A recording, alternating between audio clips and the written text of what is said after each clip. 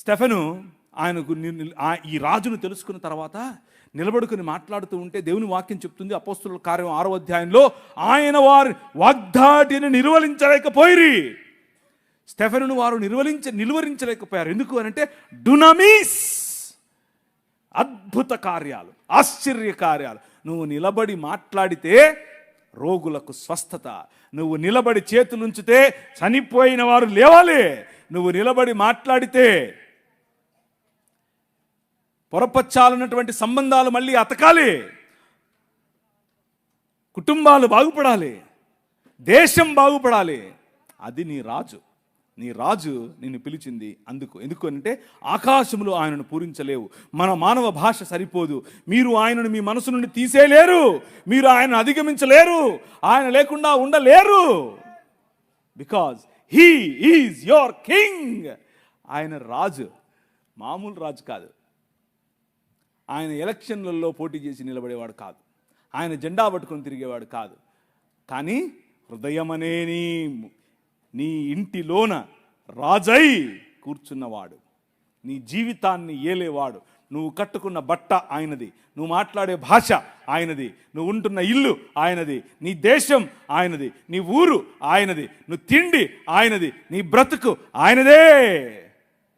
That is your king. నువ్వు ఒప్పుకున్నా ఒప్పుకోకపోయినా ఆయనే రాజు. పరిసయ్యులు ఆయన్ని చూశారు.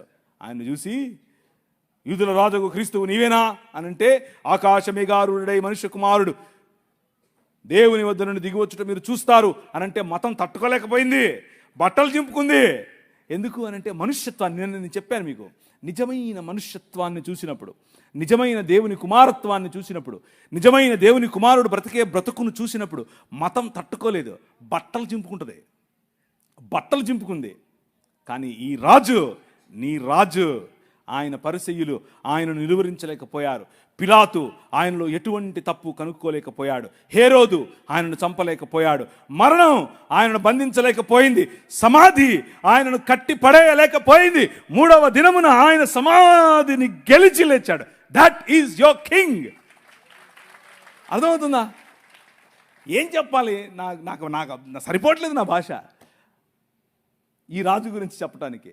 ఆ రాజు ప్రతినిధులు మీరు, ఆ రాజు రాజ్యాన్ని మీరు ప్రకటిస్తున్నారు. ఎల్లప్పుడూ ఉండేవాడు, ఎప్పుడూ సమస్య పోనివాడు, యుగ యుగములకు ఉండేవాడు, నీతో ఉండేవాడు, నీలో ఉండేవాడు, నీ ఇంట్లో ఉండేవాడు, నీకు తెలియకుండానే నిన్ను కాపాడుతున్నవాడు, నీకు తెలియకుండానే నీ మార్గాన్ని రక్షించేవాడు, నీకు తెలియకుండానే నీతో ఎప్పుడు ఒక